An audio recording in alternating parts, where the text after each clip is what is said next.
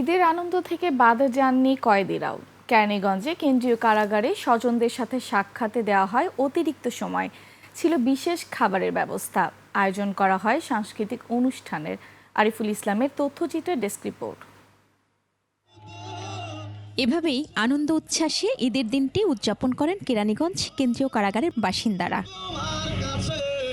প্রতিবছর ঈদ উপলক্ষে বন্দীদের জন্য থাকে নানা আয়োজন, স্বজনদের সঙ্গে দেখা করার জন্য থাকে অতিরিক্ত সময়, থাকে বাড়ির রান্না করা খাবার আনার অনুমতি।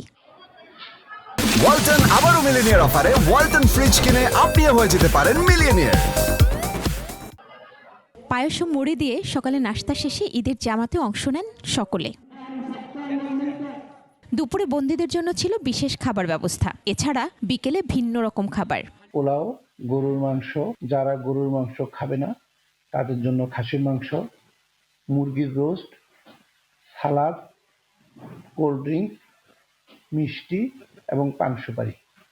রাতে থাকছে তাদের জন্য আলুর দম, রুই মাছ এবং সাদা ভাত। এদিকে প্রিয়জনকে এক পলক দেখার জন্য কারাগারে ছুটে গিয়েছেন বন্দীদের স্বজনরা। ঈদ উপলক্ষে তারা এখান থেকে খাবার দিবে। ছোট ভাইয়ের সাথে একটু দেখা করলে ছোট ভাইয়েরও ভালো লাগবে এবং আমারও ভালো লাগবে, এই কারণে এসেছি আর কি। বন্দীদের স্বজনদের জন্য ছিল আপ্যায়নের সুব্যবস্থা।